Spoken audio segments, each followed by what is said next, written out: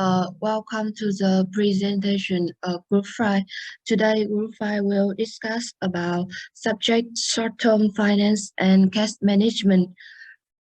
We have 9 members in our group, and there are 6 main parts. First is trading cash and networking capital. 2. The operating circle and cash circle.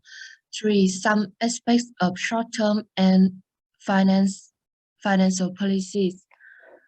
4. Understanding float. 5. Cash collection and cash disbursement. 6. Investing into cash.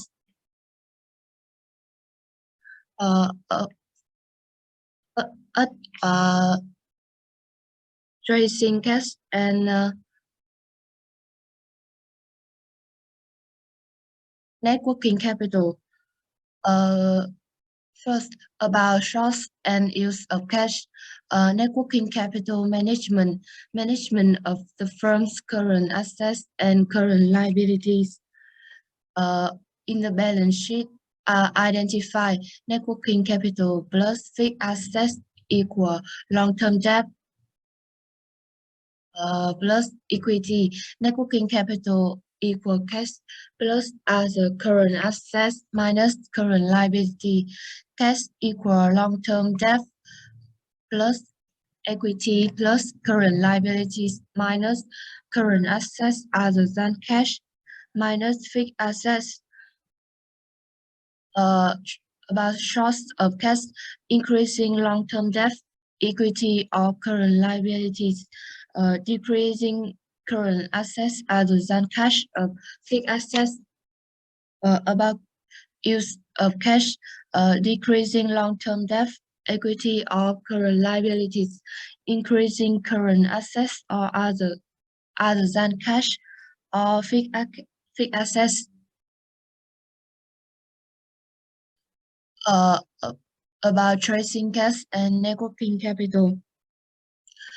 Current assets are cash and other assets that is expected to converted to the cash within the year, include cash, marketable security, account receivable, and inventory.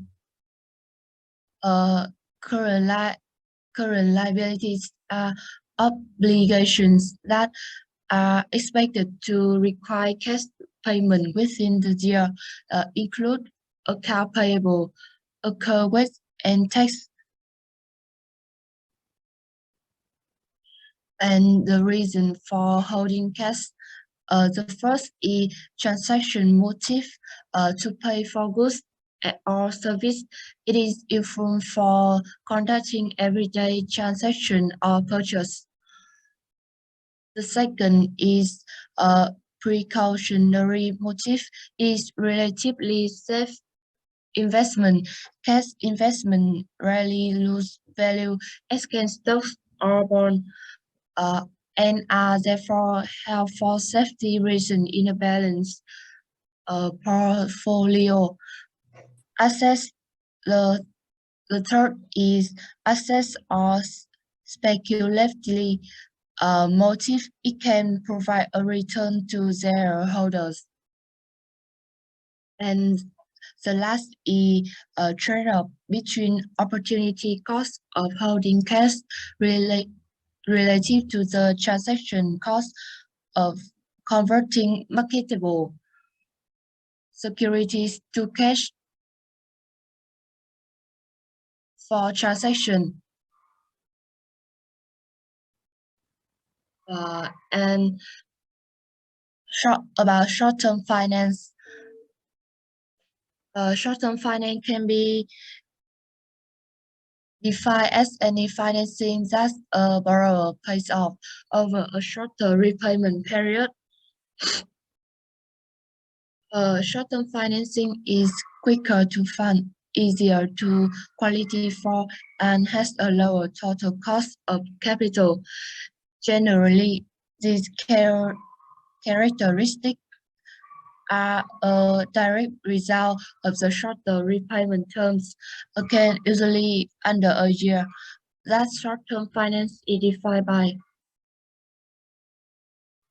this type of financing is usually used for working capital, purchasing inventory, covering cash flow issues, and other similar purposes. This an example about short-term finance. Jane took a loan of $10,000 for a period of 6 months at the 5 APR.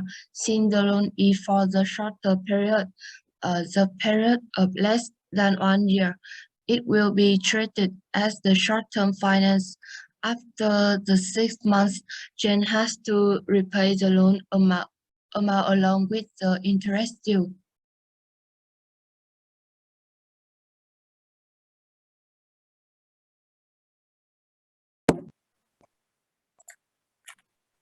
The second part of our presentation is about the operating cycle and the cash cycle. Because we have already known about operating and cash cycle, so I will say briefly. First, operating cycle is the time between purchasing the inventory and collecting the cash from sale of the inventory. This cycle has two distinct components, including inventory period and account receivable period. Inventory period is the time required to purchase and sell the inventory, and account receivable period is the time required to collect on credit sale. Besides the operating cycle is the cash cycle. The cash cycle is the amount of time we finance our inventory. It equals operating cycle minus account payable period, which is the time between purchase of inventory and payment for the inventory. By its definition, we know that cash cycle increases as the inventory and receivable periods get longer and decrease if the company is able to defer payment of payable and thereby lengthen the payable period. The longer the cash cycle, the more financing is required. A lengthening cash cycle can indicate that the firm is having trouble moving inventory or collecting on its receivable. And the shorter cash cycle is the lower investment in inventory and receivable. As a result, the firm total assets are lower. The total asset turnover is higher, so the profits is higher. Let's move to the next part. So next is about some aspect of short-term financial policy. So about the size of the firm investment in current assets. The size of the firm investment in current assets is usually measured relative to the firm level of total operating revenues. This is determined by its short-term financial policy. A flexible short-term financial policy would maintain a high ratio of current assets to sales, and a restrictive short-term financial policy would entail a low ratio of current assets to sales. Flexible short-term financial policy include keeping large balance of cash and marketable security, making large investment in inventory, renting liable credit term which result in a high level of account receivable. Restrictive short-term financial policy include keeping low cash balance in no investment in marketable security, making small investment in inventory, and allowing no credit sale and no account receivable. Determine the optimal investment in short-term asset require an identification of the different costs of alternative short-term financial policy. The object is to trade off the cost of restrictive policy against those of flexible ones to arrive at the best compromise. Current asset holding are the highest with a flexible short-term financial policy and lowest with a restrictive policy. Thus, that flexible short-term financial policy are costly made that they require higher cash outflow to finance cash and marketable security, inventory, and account receivable. However, future cash inflow are highest with a flexible policy. A flexible policy also may result in fewer production stoppage because of inventory shortage.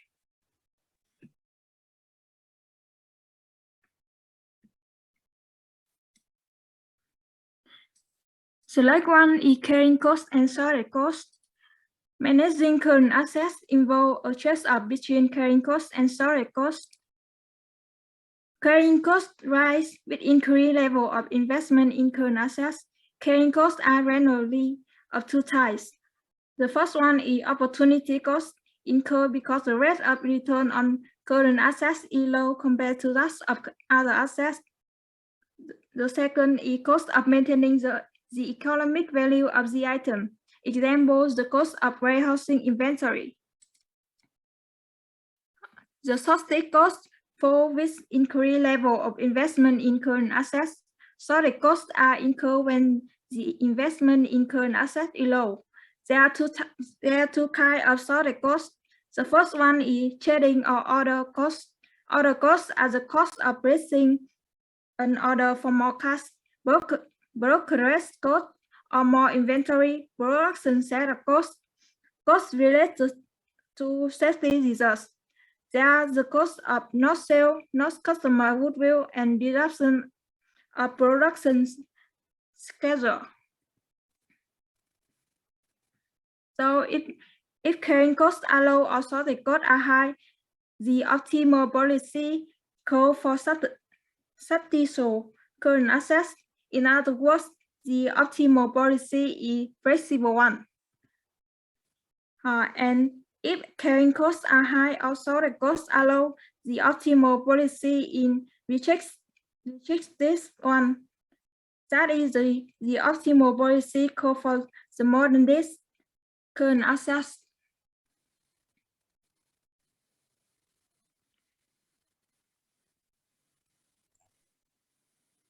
So in this part, I will talk about how to finance the current assets. There are three approaches of financing current assets that are popularly used. They are matching approach, conservative approach, and aggressive approach. First, I will talk about the matching approach.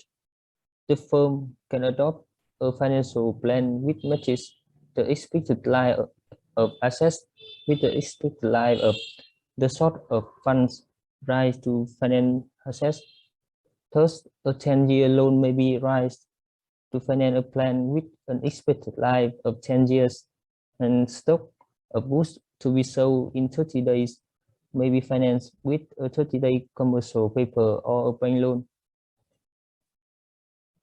When the firm following matching approach, also known as hedging approach, long-term financing will be used to finance fixed assets and permanent current assets, and short-term financing to finance temporary or variable current assets. However, it should be realized that exact matching is not possible because of the uncertainty about the expected life of assets. So another way to finance current assets is conservative approach. A firm in practice may adopt a conservative approach in financing its current assets and fixed assets. The financing policy of a firm is said to be conservative when it depends more on long-term funds for financing needs. The conservative plan relies heavily on long-term financing, and therefore the firm has less risk of facing the problem of shortage of funds. Conservative approach take an edge over and above matching approach, as it is particularly not possible to plan an exact match in all cases. The last one is the aggressive approach. A firm may be aggressive in financing its asset. An aggressive policy is said to be followed by the firm when it uses more short-term financing than warranted by the matching plan. Under an aggressive policy, the firm finances a part of its permanent current assets with short-term financing. Some extremely aggressive firms may even finance a part of their fixed assets with short-term financing. So this decision is totally based on the trade-off between risk and return. And short-term financing is less costly but risky, and long-term financing is less risky but costly. And the next part is understanding flows and will be presented by Huy. Please move to the next slide. So float is the difference between the balance shown in bank account and the balance shown on firm's book. Float represents the net effect of check in the process of clearing. There are two types of float. First is disbursement float. It's generated when a firm writes check. And disbursement float represents available balance at bank minus book balance more than zero. The second type is collection float. Collection float is when check received increased book balance before credits the account. It presents available balance at bank minus book balance is less than zero. So net float equal disbursement float plus collection float. If net float is more than zero, so disbursement is bigger than collection. And if net float is less than zero, so the disbursement float is smaller than collection float. By measuring float, size of the float depends on dollars and time delay. And delay equal mailing time plus processing delay plus availability delay. Cost of float, basically the cost of float is the opportunity cost of being able of not being able to use the money. If the float is eliminated, the only change will occur in the first day, and the PV of eliminating float is the same as PV of total float. Next, we will talk about cash collection and cash disbursement.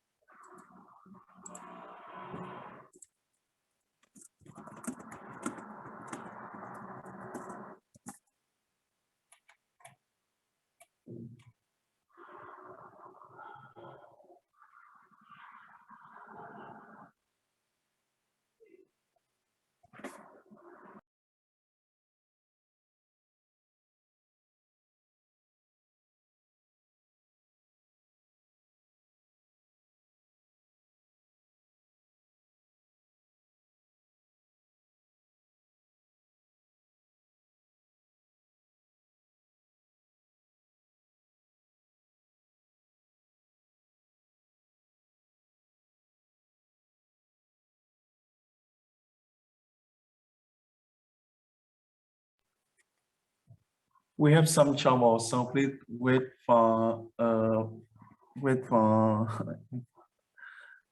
2 minutes.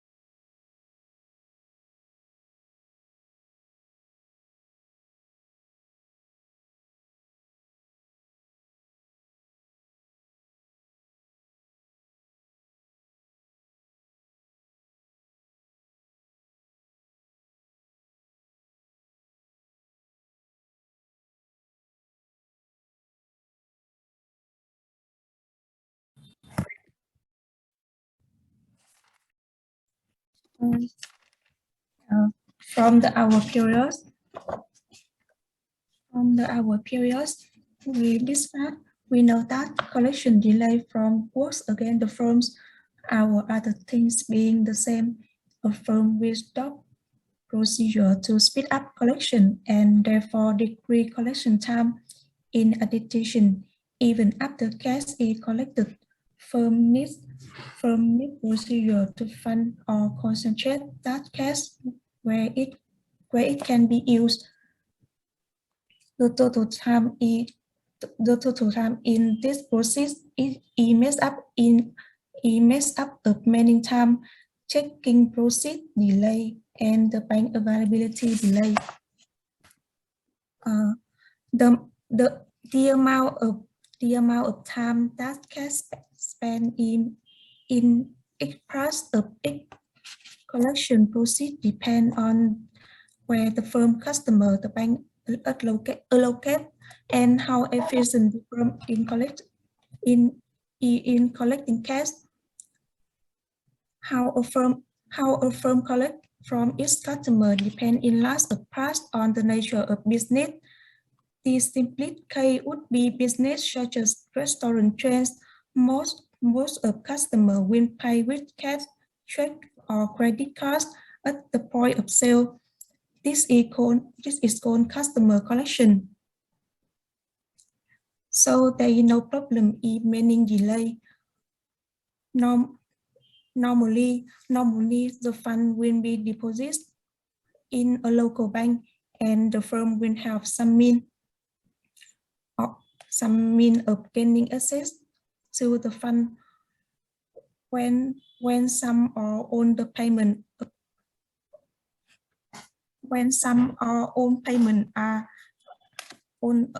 a company receive checks at arrive through the mail on the component of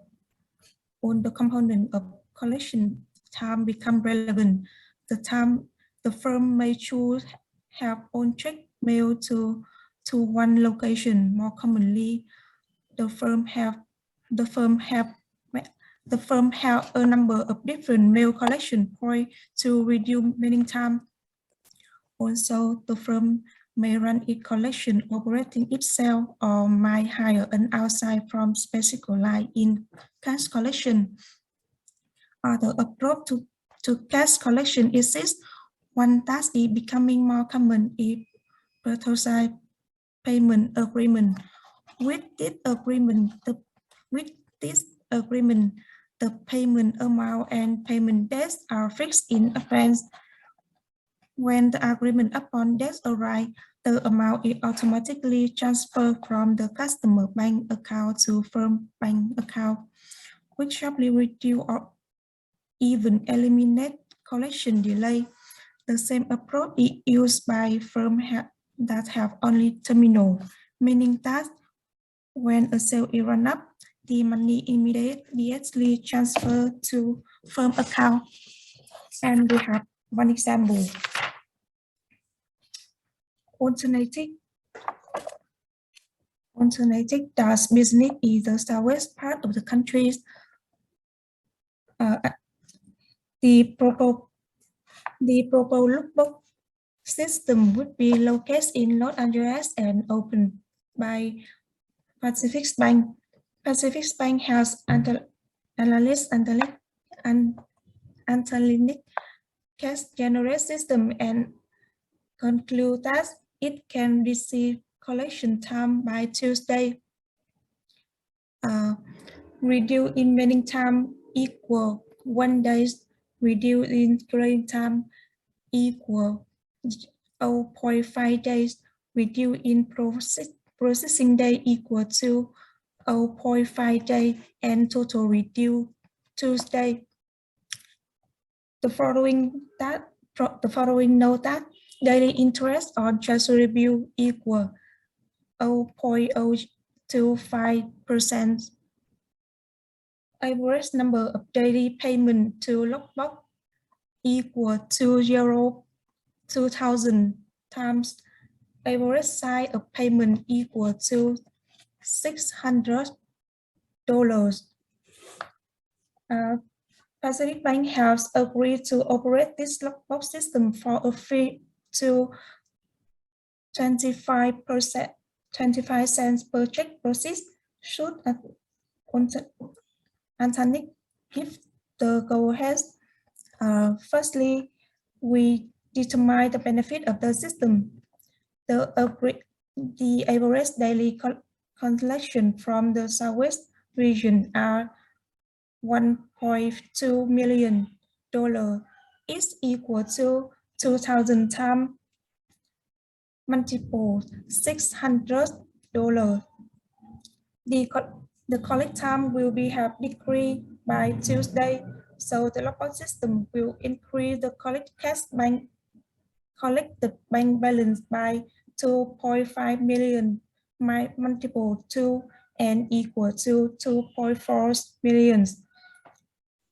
In the other words, the lockbox system really 2.5 million to the firm by reduced processing, mailing, and clearing time by Tuesday. To calculate NPV, we need to determine the present value of the cost. There is several different ways to proceed. First, at 2,000 checks per day and 2,025% per check. The daily cost is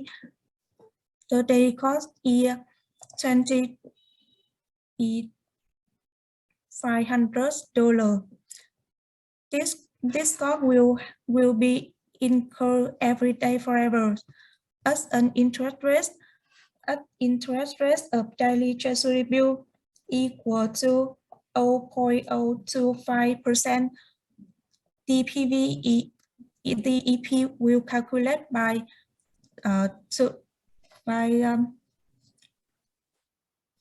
500 divided to 0.025%, and the NPV is 2.4 million. 2.4 million. Do you have the slide showing all the numbers of the calculation? Because if you speak, it's very hard for us to catch what you are mentioning if you don't have the slide showing us the calculation. And the system appears to disturbable. The next session is cash disbursement will discussed by Thùy Linh.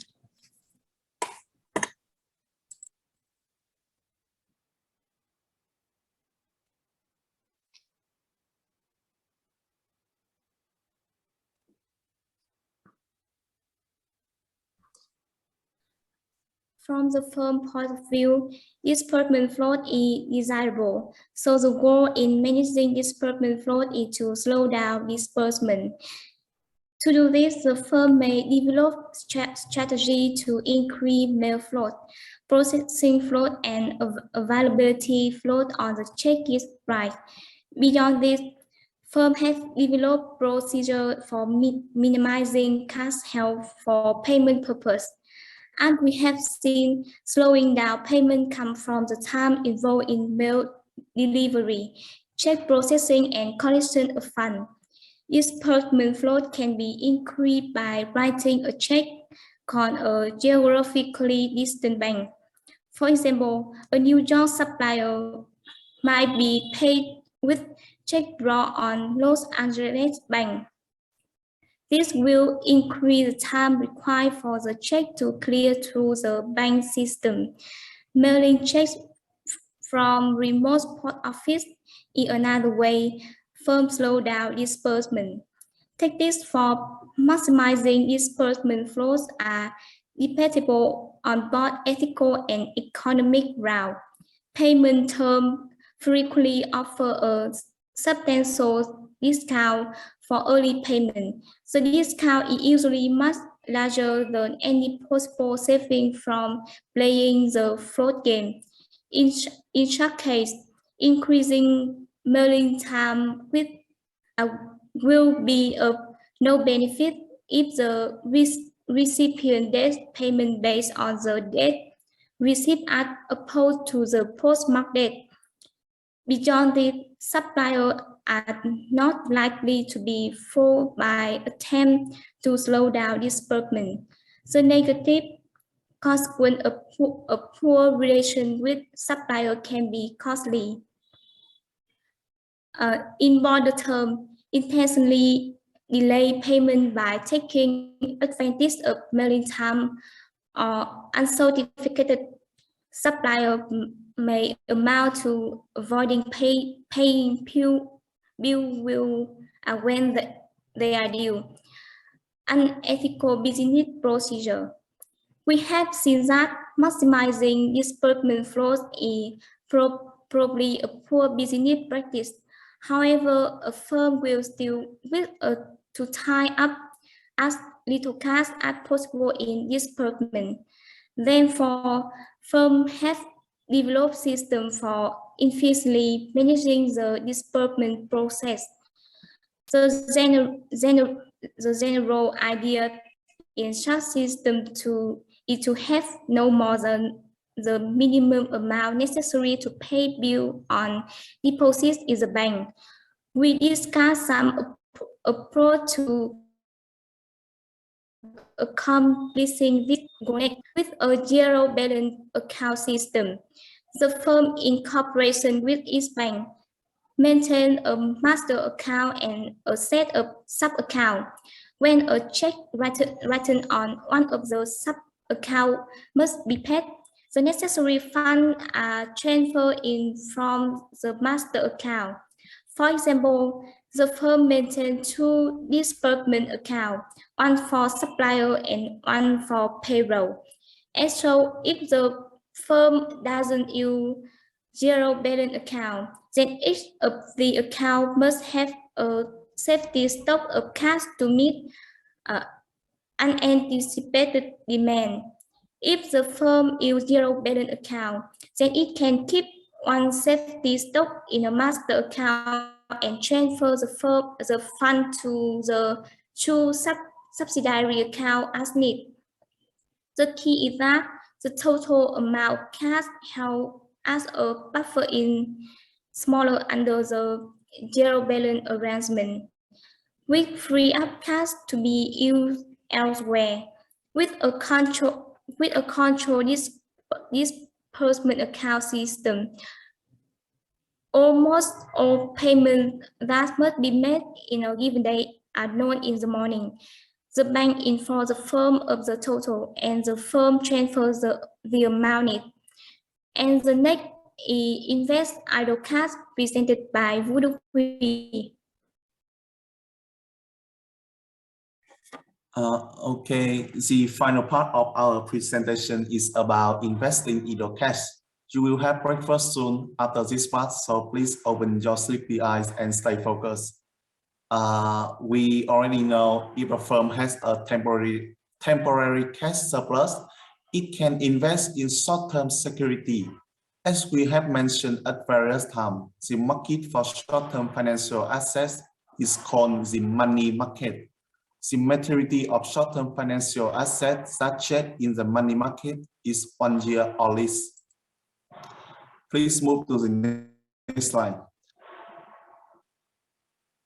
Firms have temporary cash surplus for various reasons. Two of the most important are the financing of seasonal or cyclical activities of the firm and the financing of planned or possible expenditure. The first reason, seasonal or cyclical activities. Some firms have a predictable cash flow pattern. They have surplus cash flow during part of the year and deficit cash flow the rest of the year. For example, a Christmas toy firm has a seasonal cash flow pattern influenced by the holiday season. The second reason is planned or possible expenditure. Firms frequently accumulate temporary investment in marketable security to provide the cash for a planned construction program, dividend payment, or other large expenditure. Thus, firm may issue bond and stock before the cash is needed, investing the proceeds in short-term marketable security and then selling the security to finance the expenditure.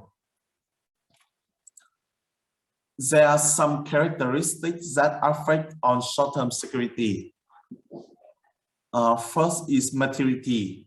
Firms often limit their investment in marketable security to those maturing in less than 90 days to avoid the risk of losses in value from changing interest rates.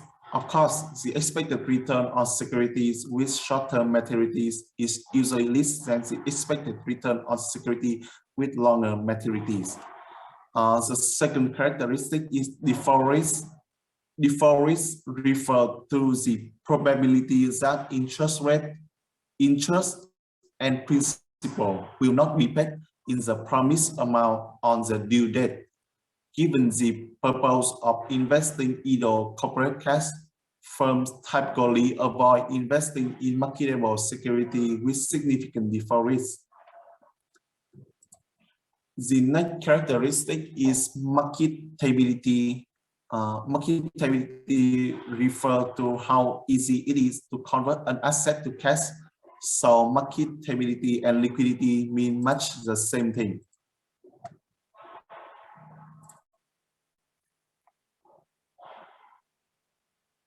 Some money market instruments are much more marketable than others. At the top of the list are US Treasury bills, which can be bought and sold very cheaply and very quickly. The next characteristic is taxes. Interest on money market securities that are not some kind of government obligation, either federal or state, is taxable at the local, state, and federal levels. US Treasury obligations such as T-bills are exempt from state taxation, but as the government-backed debt is not, municipal securities are exempt from federal taxes, but they may be taxed at the state level. We also have some different types of money market security. Money market security are generally highly marketable and short-term. They usually have low risk of default. They are issued by the US government, domestic and foreign bank, and business corporation. That's all about our presentation. Thank you for listening. Okay, thank you for your presentation. So all other students, do you have any questions for the group number 5? If you have any questions, please type in the chat box, or you can read out loud and just ask a question for the group. So we have listened the group number 5 presenting about the short-term financing and the CAS cycle and a lot of the other cycle. So what is your questions?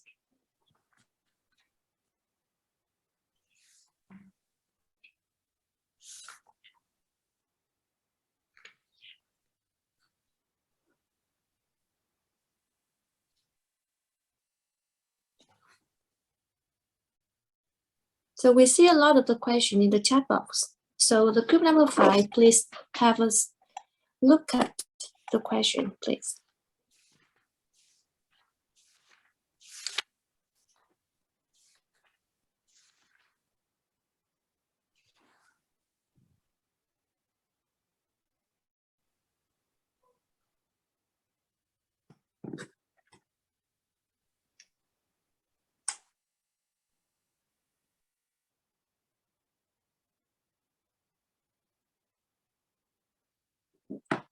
Do you need several minutes to prepare for the questions? First, we will answer the question of group 2. It is possible for a firm to have too much cash. why good shareholder care if a firm accumulates large amount of cash? Our answer is yes. Once a firm has more cash than it needs for operation and planned expenditure, the excess cash has an opportunity cost. It could be invested by shareholder in potentially more profitable way.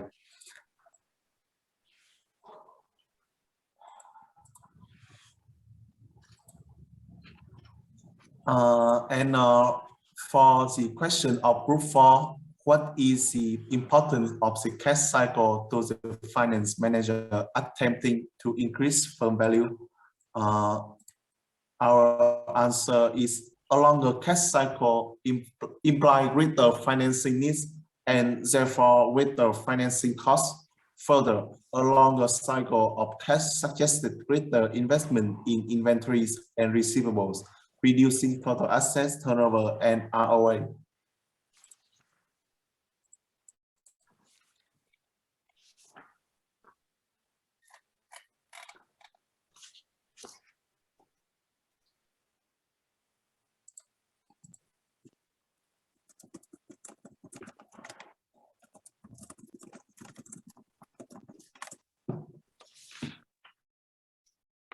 So for other questions, you can spend 3 minutes to prepare for all that answer. You can discuss with other members and then answer the remaining questions.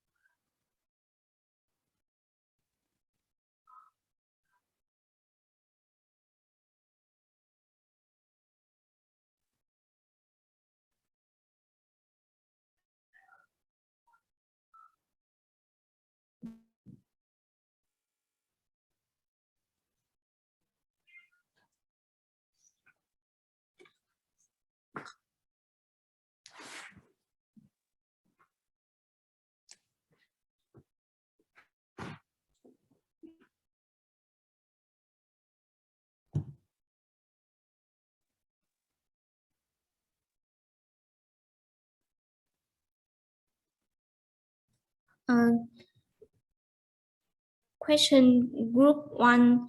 What options are available to a firm if it believes it has too much cash, and how about too little? The answer is if it has too much cash, it can simply pay a dividend, or more likely in the current financial environment, buy back stock. It can also reduce debt if it has sufficient cash. Then it must either borrow, sell stock, or improve profitability.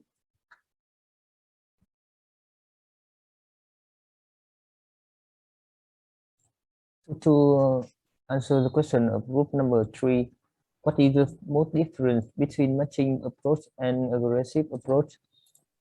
The biggest difference between matching approach and aggressive approach is that in matching approach, the current asset will be financed depending on its expected life, whereas the aggressive approach is based on the trade-off between the risk and return.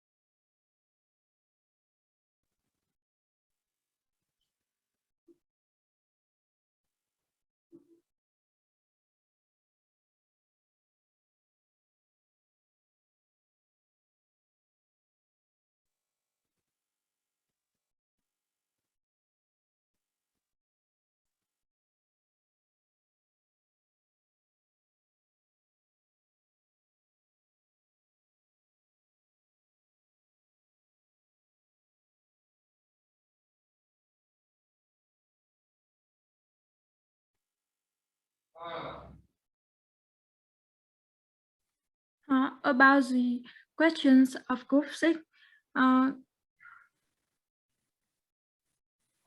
in interest level important to short-term financial manager because interest rate level affect the firm the firm cost as well as its revenue from marketable security investment. So it is very important to short-term financial manager.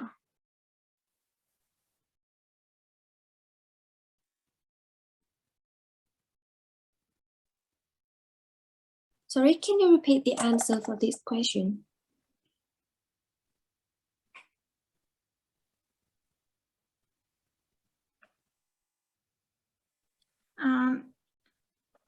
The interest level important to short-term financial manager because interest rate level affect the firm cost.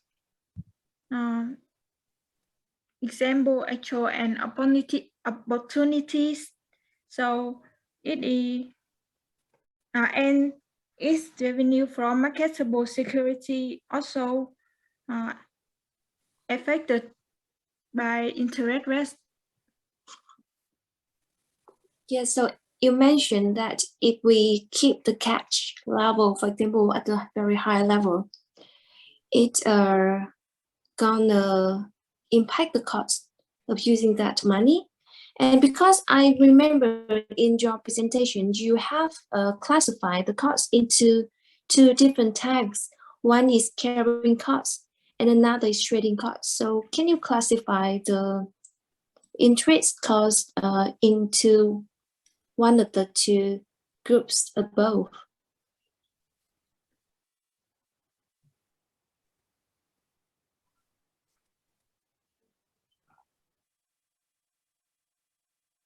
Whether the interest cost belong to the carrying cost or belong to the trading cost or any other groups of costs.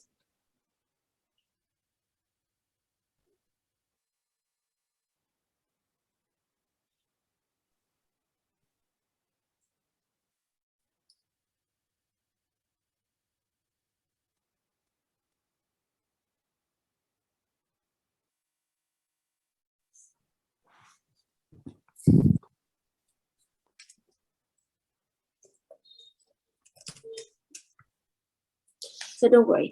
So to summarize, I think the presentation is okay. However, there's some parts, there's not a good connections between the different parts of the presentation. And I think I need to add a lot of points. I need to present the content of the chapter because there are some main parts which has not been mentioned. However, for the presentation is okay. And for the answer for the Q&A part, I think it's much better than the presentation. The Q&A, even the way you answer that is a little bit, sometimes it's not clear. However, the idea and the way you mention and answer that question is correct. Even I think, however, when you answer that during the exam, you need to elaborate the question and to make it clearer. This is about my comments. And in my opinion, the Q&A is much better than the presentation. So now please look at please stop sharing and I'm gonna share my slides. And there are a lot of things we need to mention in the chapter 5 and 6.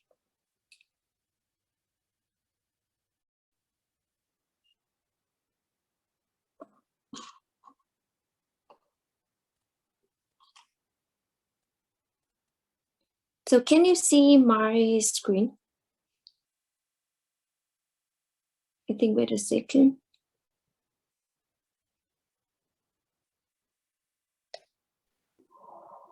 Yes. Can you see my screen now? Yes. So now we look at the short-term financing and planning. So this is the main contents of the chapter 5. So please remember the definition of cash cycle and the component of the different cycle in the diagram. And please remember the two different short-term financing policy. We mentioned it is a flexible short-term financing policy, and the next one is restrictive. Please look at the meaning and how to evaluate whether the policy is flexible or the restrictive, rather than just remember the definition without deep understanding about that. And the final part, I'm gonna show you how to prepare a cash budget. Maybe it's related to several exercises. So this is the content we're gonna focus on chapter 5. So please look at this equation. So they are just the equations showing you the relation between the cash, between the net working capital and the other items in the balance sheet. So the meaning of this equation is to show you the impact of each right-hand side items on the cash. So during the exam or during the multiple choice question, you're gonna see a lot of questions showing you what is the impact of the long-term debt on the cash. And you have to choose whether it have increased or decreased. So please remember this equation and the other two equations, the other three equations, to know the relationship between each item in the equation. So this is nothing new because we learn a lot in the accounting. However, we just look at that in the financing term. We look at the impact of each item, and therefore we know the source of cash flow. You know that whether the cash increased because of any reason from this equation, and you can know how we're gonna use the cash from this equation. So suppose you got a question.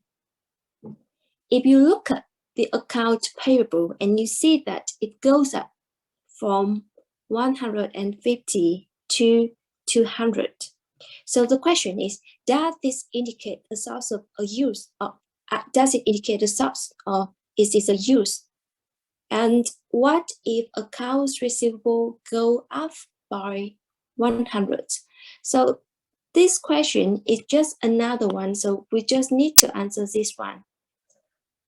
Because this one, we just substitute with the other numbers. So if you see the account payable goes up, so it goes up by $50. It goes up from this one to 200. So whether it is a usage or whether it is a source of financing,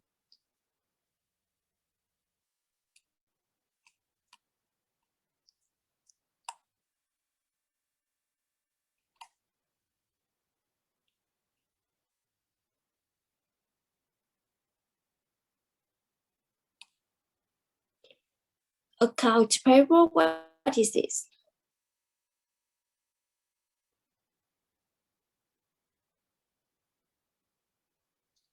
It's something we owe our supplier. We receive the goods from the supplier, but we haven't paid for that. Is this right? So if the account payable increase, it indicates that we have effectively borrowed this amount. We have effectively borrowed that amount, and therefore it indicates a source of cash. And similarly, if the account payable goes down from 200 to 100, so does it indicate a source or a use?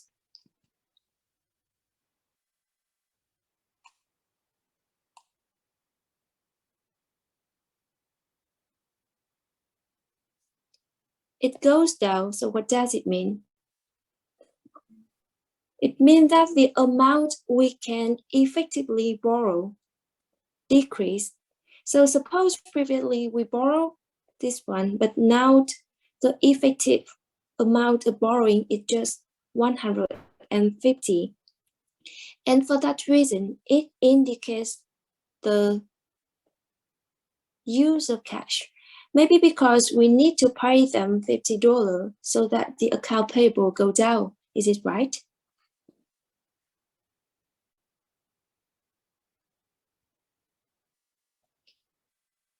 Can you hear me? Yeah. So do you understand this question?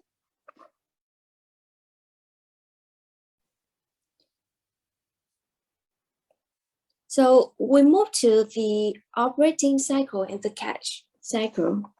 So for the calculation, it's not hard because you got a lot of the ratios and the equation here. However, remember that when you calculate the turnover, remember the denominator, it must be the average calculation. It must be the average calculation because you know that this information we get from the income statement, and this one we get from the balance sheet. And because the characteristic of the two statements are not the same, this one is for a period. And this one is for only the specific time point.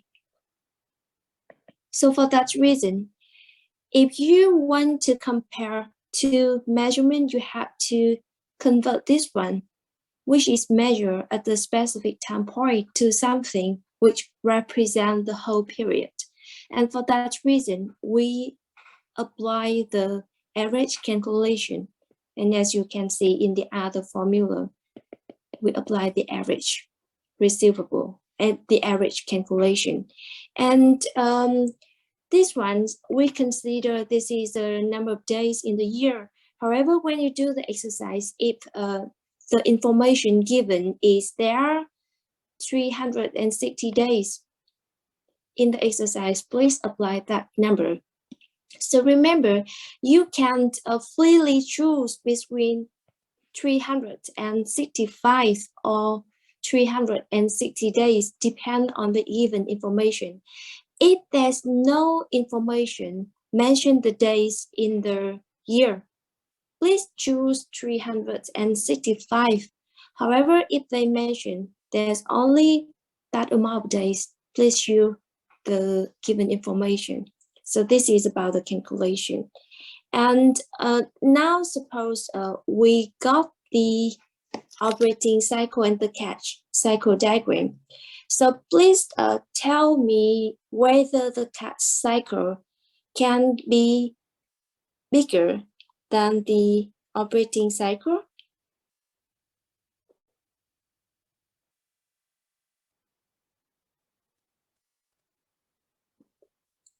Can the cash cycle be longer than the operating cycle? No, it can be. Why? Because the cash cycle equal operating cycle minus account payable period, and account payable period always bigger or equal 0. Yes. So can you explain a little bit why account receivable period is always bigger or equal to 0? So what is the meaning of account receivable period?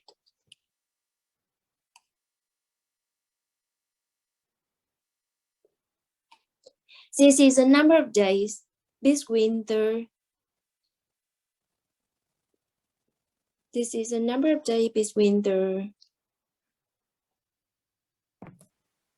the sale and when we collect credit sale. Yes. However, sorry, I think the difference between this one and this one must be this. Account payable period. Yeah. Yes, not account receivable period. So the meaning of account payable period is the number of days between the purchase of inventory until we make the payment or until the finished goods sold. Yes. Remember, there's a difference here. Account payable period lasts from this point until this point only. So it expresses the number of days between the purchase of inventory or when the stock arrives until the day you make payment for that stock or for that inventory. So is there any situation if this one is negative, it means that you pay first. And then several days later, the stock arrives, is this right? If this one is negative, and if this is a basic case, it must be we have the stocks arrive, and then this is the payment. So this one is the basic case. The stock arrives first, and then you make payment, so you have the account payable period. However, when it is smaller than 0, it means that we pay first. And then later, several days or several months, the stock arrives. And if the operating cycle is smaller, than the cash cycle, so it means that the account payable period is negative. So does this situation happen usually or frequently? Is there any chance this happen?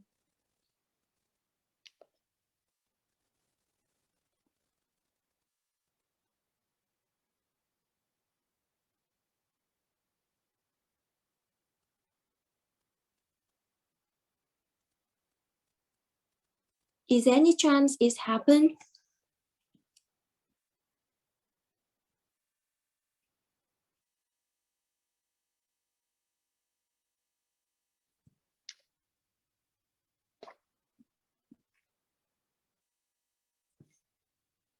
We pay for the goods for the inventory, and then it arrive.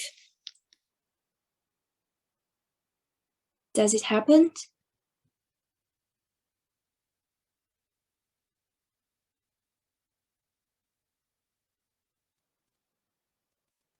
Do you get my point, or students? Do you understand what I'm saying?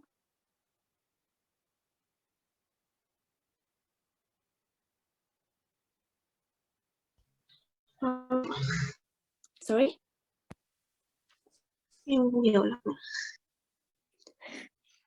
My question is there any chance the operating cycle is larger than the cash cycle?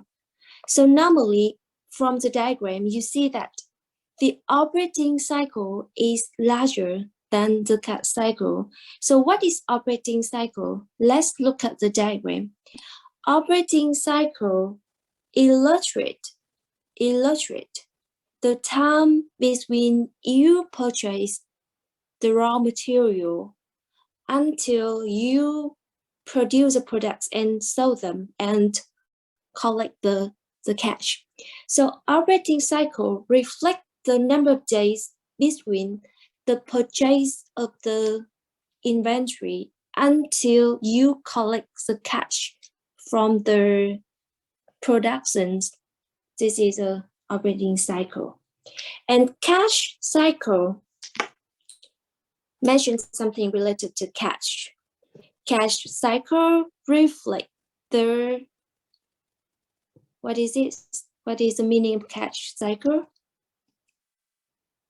The number of days we actually pay for the material until the the time you collect the payment, until the time you collect the payment. So normally, because you need to purchase the inventory and put them in the production, and until you have the finished good and sell them and receive cash. So the operating cycle is usually longer than the cash cycle. However, my question is there any situation the operating cycle is smaller than the cash cycle? If the operating cycle is smaller than the cash cycle, it means that, suppose from this diagram, the cash cycle must be something here. And if the cash cycle is this part, so it means that this is the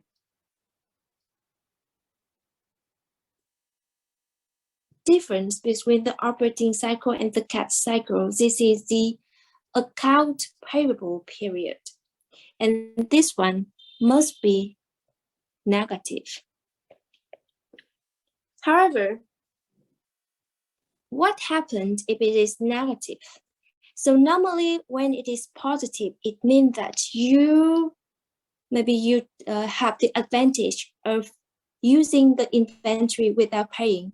So in the diagram here showing you that the account payable period is positive. If it is positive, you receive the stock first, and then until this point, you pay for that. But if it is negative, it means that, if it is negative, it means that you have to pay first, and then the stock arrive later. So is there any situation that this thing happen?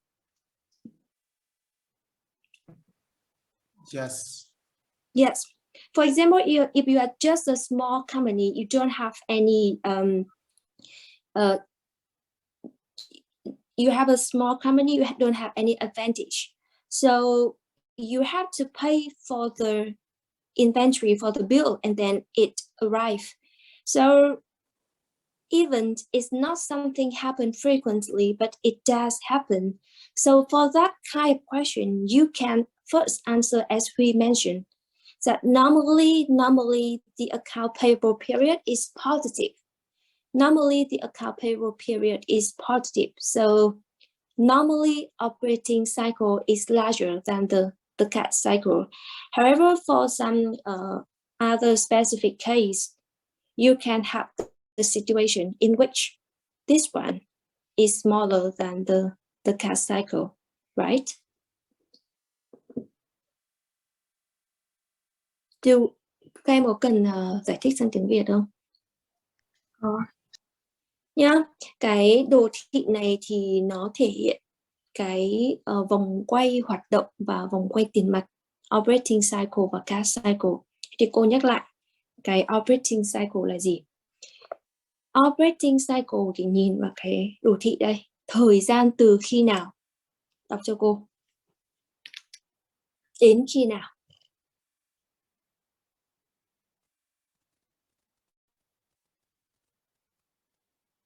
Nào, operating cycle. Từ khi đưa hàng về kho đến khi thu được tiền. Từ khi stock arrive, hàng đến kho, đến khi sản xuất xong, bán xong sản phẩm, thu được tiền từ việc bán hàng, từ việc sản xuất cái nguyên vật liệu đó. Thế thì đấy là một vòng quay hoạt động của doanh nghiệp. Và cash cycle thì nó chỉ đề cập đến khía cạnh tiền mặt thôi. Thì nhìn cái dấu mũi tên thì sẽ thấy nhá, nó là thời gian từ khi chúng ta trả tiền mua nguyên vật liệu cho đến khi mà chúng ta nhận được tiền từ việc bán hàng. Vậy thì cái cash cycle này mà nó càng ngắn thì có nghĩa là sao? Và nếu nó càng dài thì càng sao ở lớp mình? Nếu mà nó càng ngắn thì nó sẽ là càng tốt hơn ấy à? Chính Tại xác, vì kiểu mình sẽ có một khoảng thời gian để, ý là kiểu mình sẽ có một khoản tiền để mình có thể đầu tư nhiều hơn ấy à? Đúng rồi, như này này, chính xác thì như này, nếu nó càng ngắn càng tốt, bởi vì khi đó nhá, nếu nó càng ngắn cái đoạn này mà nó càng rút lại thì có nghĩa là các em càng delay được cái việc chi trả này, đúng không? Đây này, cái đường này cô có thể cho nó chạy. Thế nếu mà cái cash cycle càng ngắn có nghĩa là các em trả càng muộn cho cái việc các em mua nguyên vật liệu. Vậy thì khi đó cái shortage, tức là cái khoảng cách, cái thiếu hụt trong việc vốn của các bạn nó sẽ ít đi, đúng không?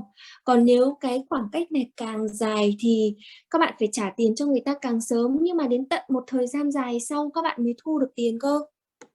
Thế cho nên là người ta sẽ thường có cái xu hướng là sẽ giảm thiểu cái, rút ngắn cái cash cycle. Thế còn cái operating cycle thì sao? Operating cycle nhìn cho cô nhé, nó là ở phần phía trên. Nó là từ khi gì nhỉ? Từ khi nguyên vật liệu đến này, sau đây đoạn này là quá trình sản xuất, đúng không? Còn đây là quá trình bán hàng, thì nó sẽ phụ thuộc vào đặc tính của doanh nghiệp, vào vị thế của doanh nghiệp, tức là đây là phụ thuộc vào mối quan hệ, cái phần này là mối quan hệ của doanh nghiệp đối với thị trường, đối với người tiêu dùng, đối với các cái đối tác khác. Còn phần này thì nó sẽ phụ thuộc vào cái hiệu quả của quá trình sản xuất, cả cái tính chất của quá trình sản xuất. Cho nên là đương nhiên là người ta sẽ muốn rút ngắn cái operating cycle xuống càng thấp càng tốt rồi, đúng không? Để quay vòng được nhanh hơn. Nhưng cái đấy thì đôi khi nó cũng nằm ngoài cái mong muốn của chúng ta. Thế cho nên là để mà tăng hiệu quả thì người ta có thể cố gắng rút ngắn cái cash cycle này. Vậy thì bây giờ mối quan hệ giữa hai thằng này là như nào? Operating cycle và cash cycle. Thì chúng ta thấy nhé, là thông thường thì nó sẽ như cái hình mà các em thấy, và operating cycle thì nó sẽ lớn hơn cash cycle. Và cái khoảng cách giữa hai cái khoảng thời gian này thì nó chính là cái thời gian mà các bạn chiếm dụng được vốn, và chúng ta gọi là account payable period, thời gian mình mua hàng nhưng mình chưa trả tiền. Nhưng mà câu hỏi là bây giờ có khi nào mà cái phần operating cycle ấy thì nó nhỏ hơn cash cycle không? Thì thông thường thì là không, bởi vì cái chúng ta giải thích là chúng ta chiếm dụng được vốn đấy. Nhưng mà sẽ có những trường hợp mà cái operating cycle nó sẽ nhỏ hơn cái cash cycle. Và dựa vào mối quan hệ, nếu mà các bạn nhìn diagram không ra thì các bạn dựa vào mối quan hệ thì rõ ràng là khi đó thì account payable period nó sẽ phải gì? Nó sẽ phải nhỏ hơn không, đúng không? Nếu mà account payable period mà nhỏ hơn không thì như nào? Thì bây giờ như vậy là mình không chiếm dụng được từ người ta, mà thực ra mình còn bị người ta chiếm dụng, bởi vì nó là ngược cơ. Và khi đó thì có nghĩa là mình phải trả sớm trong khi hàng mới đến sau. Thì nó sẽ có một số trường hợp như thế, ví dụ một số loại hình đặc thù, một số doanh nghiệp mà không có vị thế. Nhưng mà cái đấy thì nó sẽ không phải là cái gọi là cái frequent. Cho nên là với những câu trả lời này, nếu nó ở dạng đúng hoặc sai, ví dụ họ bảo là operating cycle thì always lớn hơn cash cycle, thì phải giải thích như nào? Đúng hay sai? Nếu họ bảo always, sai, bởi vì thông thường thì như thế thôi, nhưng có những cái bla bla bla đấy thì giải thích ra cho cô. Đấy là từ cái đồ thị này để chúng ta nắm được cái ý nghĩa. Và những công thức thì có rất nhiều rồi, mà thực ra công thức này cũng đã được học ở môn gì rồi, còn nhớ không? Đây này, một loạt các vòng quay này, operating cycle, inventory period, vân vân, học ở môn gì rồi? Phân tích báo cáo tài chính, đúng không? Có học môn này không? Có học những cái này không? Vòng quay, các tỷ số ghi phân tích báo cáo tài chính ý. Thế nên là ở đây thì chỉ là phần revise thôi. Và cái mục đích ở đây không phải tính ra để phân tích, mà mục đích ở đây tính ra là để chúng ta xem là vậy thì cái vòng quay của doanh nghiệp, cái phần vốn luân chuyển ấy, cái thời gian của nó như nào, bao nhiêu ngày tồn đọng trong cái khâu gọi là khâu sản xuất, inventory period, bao nhiêu ngày tồn đọng trong cái khâu là khâu đi bán hàng, cash cycle, vân vân, để chúng ta hiểu là bây giờ nếu mà doanh nghiệp cần vốn như vậy thì nên huy động vốn như nào. Thế thì những cái tính như này thì về nhà ôn lại, nhớ cho cô khái niệm cycle là gì và turnover là gì, cycle là số ngày, thế còn turnover là vòng quay thôi.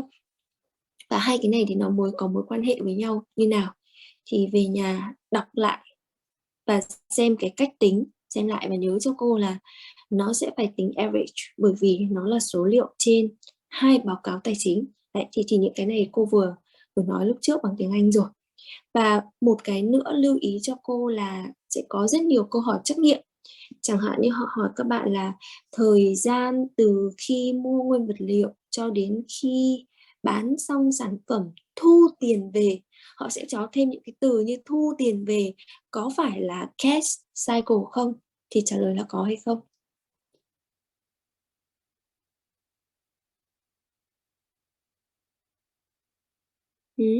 Có hay không? Cô đọc lại câu hỏi được không ạ?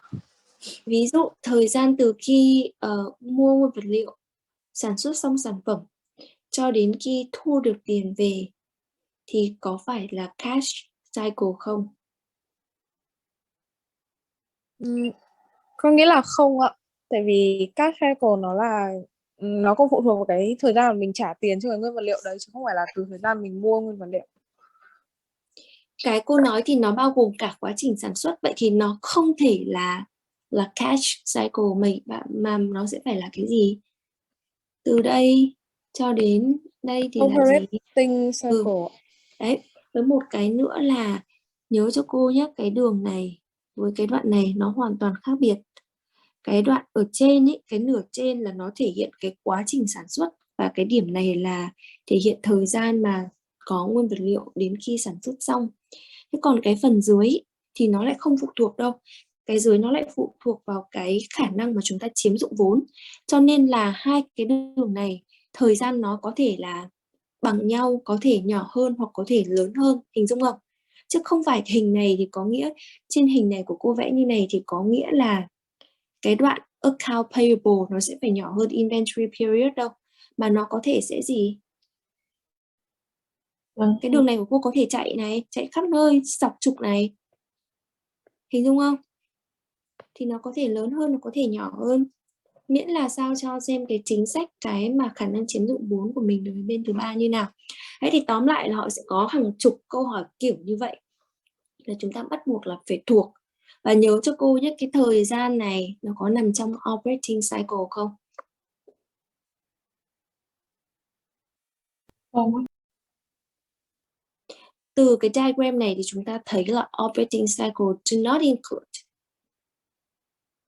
the number of days when we pledge the order until it arrives. So please remember this diagram.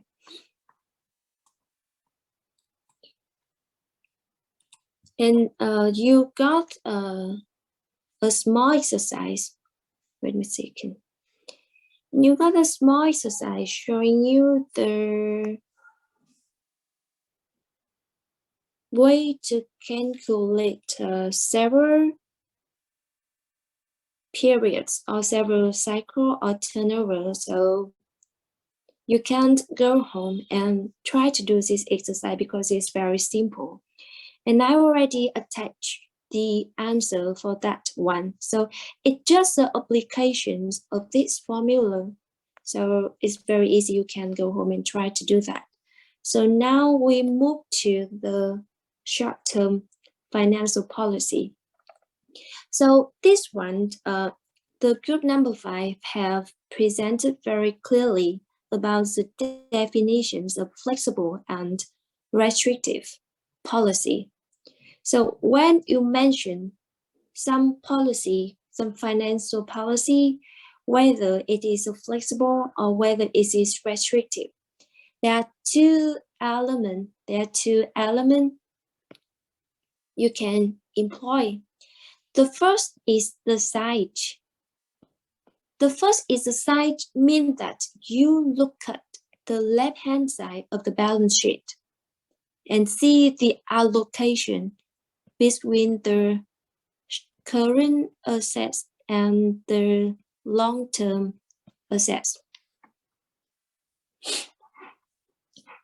And if the current assets is at the high level, and especially if you compare the level of current assets to the revenue, If the level of current assets is high, it means that to generate that revenue, the firm must keep the high level current assets.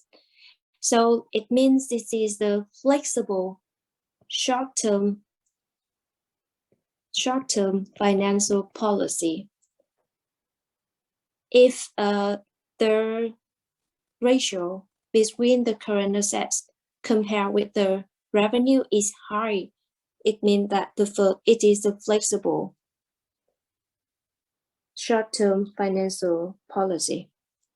And other aspect, not at the side, not look at the side. Now we look at the financing policy. It means that I look at the right-hand side of the balance sheet.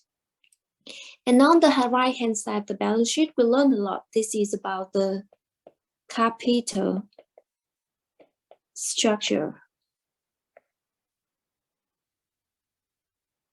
What is a flexible policy and what is restrictive policy? So the flexible, you mean that the flexibility means something which creates a free flexibility or the easy for the usage. So the flexible policy from this aspect mean that we keep the high or the low short-term debt to long-term debt. Should we choose high or should we choose low if it is flexible? High. If it is flexible, mean that it creates the easiness for the person who use that capital. So we know the benefit of short-term and the benefit of long-term. So what happens if you just use the short-term capital to finance for the assets on the left-hand side? What happens if I need to finance for the factory, but I have just a 1 year or several months short of money? It is safe for us to use that kind of financing. If you use the short term to finance for something which is the long-term asset, it is create the flexibility for usage. This one is a long-term asset. It requires something which is stable, but you know the characteristic of short-term debt. So it is reasonable to use short-term debt to finance for long-term assets. Yes or no? No. No, sir. What is flexible?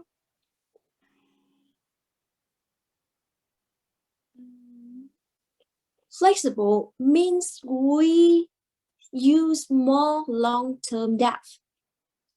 We use more long-term debt to finance for our assets. Even it is a long-term asset or it is a current asset.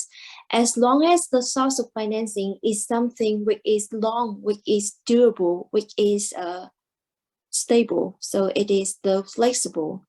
So flexible means we employ the high level of long-term debt, and in contrast, it means that we employ low short-term debt to long-term debt. This is the flexible. And the restrictive is something which is opposite. We employ more long-term debt. So this one, we employ more short-term. So for this one, please understand why it is flexible and why it is restricted rather than learn by heart, because it's not easy if you learn by heart. So to sum up, can someone repeat and explain again what is a flexible here and what is a flexible here from what I has explained to all of you?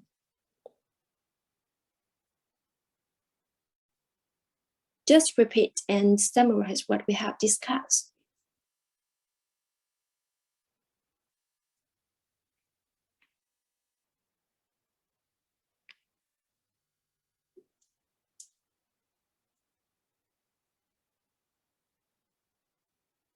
Nào Huy nào.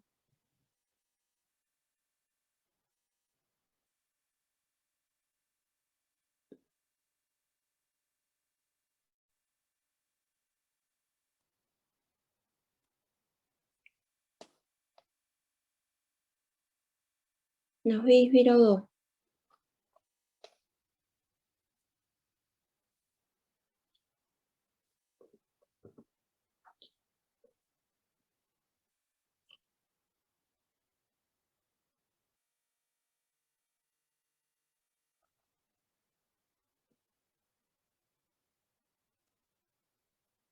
So, who can answer this question?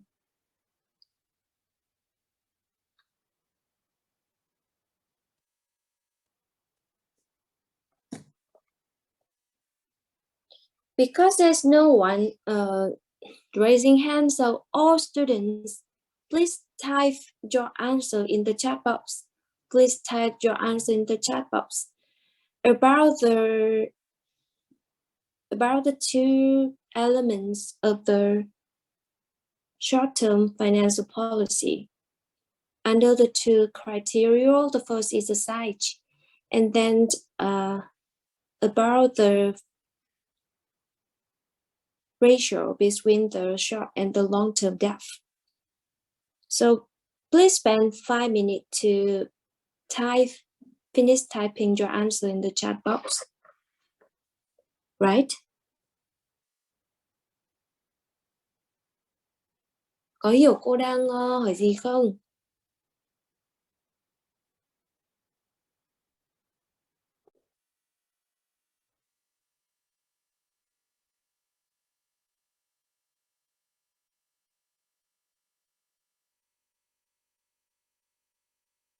Thôi nào, sao im lặng như này? Nào, Ngọc Thúy.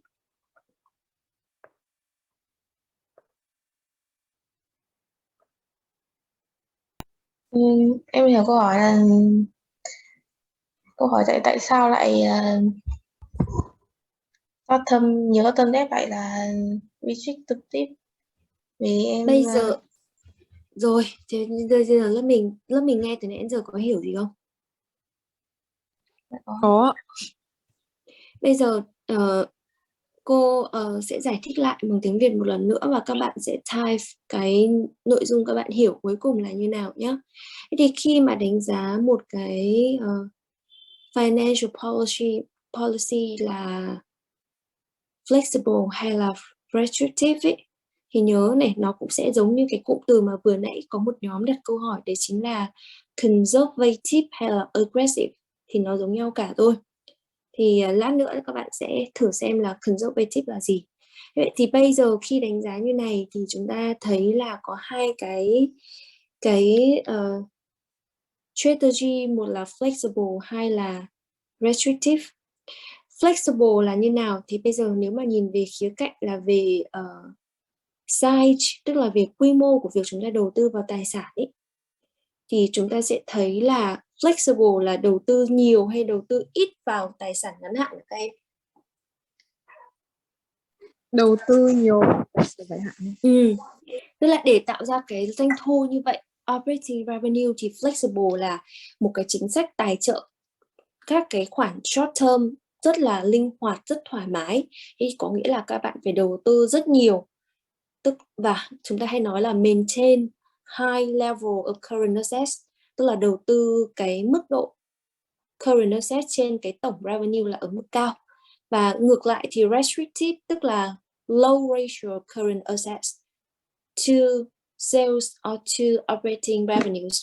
Vậy thì đấy là cái tiêu chí thứ nhất, là nếu nhìn phần bên trái bảng cân đối kế toán.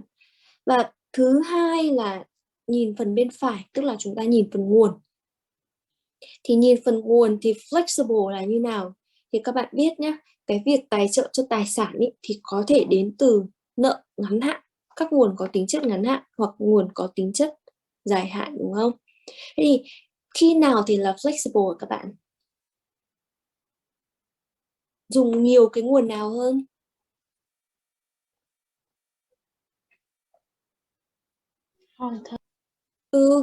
dùng nhiều long term hơn thì nó flexible hơn, bởi vì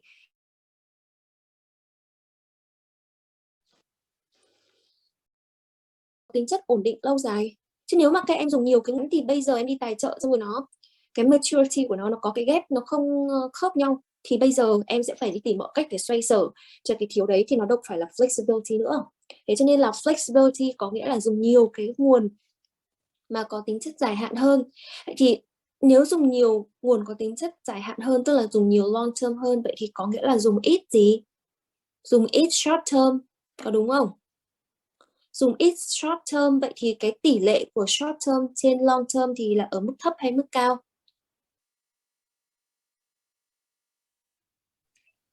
Mức thấp à? Đấy, thế thì có thấy cô tích một cái từ lâu không? Có. Ở đây cô có cái 1/2, 1/2 lâu. Đấy, cho nên là tương tự như vậy thì các bạn sẽ giải thích restrictive là khi nào. Và tóm lại bây giờ type your answer in the chat box within 3 minutes about the way to evaluate the short-term financial policy. So I have explained very clearly about that. So please summarize and type your answer about the aspect of short-term financial policy. 3 minutes to type that. All students.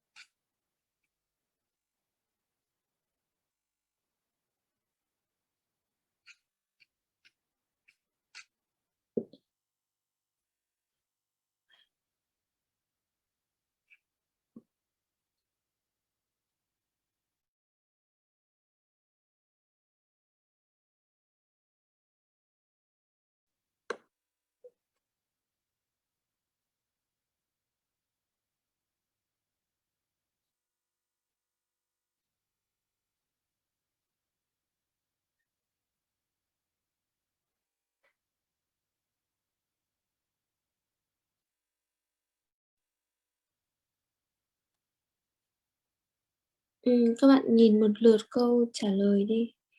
Thì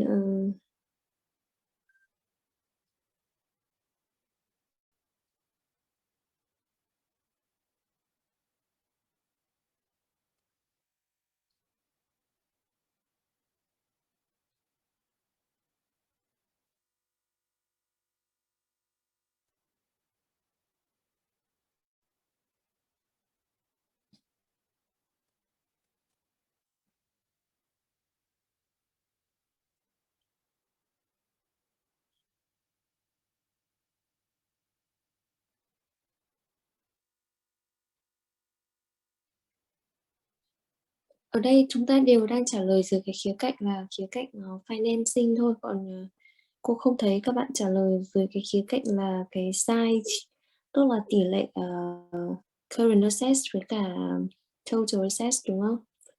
Có nhớ không? Này, cái phần size ấy là cái mức độ đầu tư vào tài sản ngắn hạn trên tổng doanh thu hoặc tổng sales. Thì flexible là đầu tư nhiều, như vậy là high level of current assets to sales, còn restrictive là low level current assets to sale. Thì các bạn đều trả lời đúng rồi, nhưng có một chút lưu ý ở đây chỗ của Mai Hoa ấy, thì cái từ N ở dòng thứ hai cuối cùng ấy phải nên thay là từ gì nhỉ cả lớp? The ratio of short-term debt to long-term debt, chứ đừng dùng N nhé. The ratio is high. Đấy là phần cô muốn lưu ý các bạn, bởi vì các cái câu trắc nghiệm ấy, nó cũng rất là nhiều vào nội dung này, và những cái này thì nó thay vì mình học thuộc thì mình hiểu tại sao nó lại là flexible và tại sao nó lại là restrictive. Thì ở vừa nãy có một nhóm hỏi là conservative, đúng không? Cô nhớ có một nhóm đưa ra câu hỏi lúc cuối bài là conservative. Thì conservative thì là flexible hay là restrictive ở đây? Conservative là thận trọng. Vậy thì conservative strategy tức là flexible hay là restrictive? Là flexible. Conservative là thận trọng ấy, thì nó sẽ phải sử dụng một cái chiến lược an toàn, thì đấy chính là flexibility, flexible. Vậy thôi, nó chỉ quanh quanh cái này. Bây giờ đến phần phần này thì đọc nhé, nó rất là rõ rồi. Flexible là gì? Flexible chúng ta nói là giữ nhiều tài sản ngắn hạn, đúng không? Giữ nhiều tài sản ngắn hạn thì đây, keep large cash balance này, large investment in inventory này, là giữ nhiều tài sản ngắn hạn. Thế còn liberal credit terms là gì? Là khoản phải thu, nó thể hiện thông qua khoản phải thu đấy. Các bạn càng mà nới lỏng chính sách tín dụng thì các bạn sẽ có cái khoản receivable nó sẽ càng cao. Thế thì đấy là flexible. Còn ngược lại là restrictive. Những cái này nó rất là dễ và chúng ta cũng thảo luận rồi thì bỏ qua. Bây giờ đến phần cuối, phần này khó này. Phần này bây giờ trước hết là các bạn để cô gửi cho các bạn slide nhé. Xong rồi yêu cầu này đọc cho cô trong 10 phút. Cô sẽ gửi luôn cả cái answer này. Vấn đề là đọc trong 10 phút và có hiểu là tại sao chúng ta lại build được cái cash budgeting như này không. Thì để cô sẽ gửi cho luôn cái này trên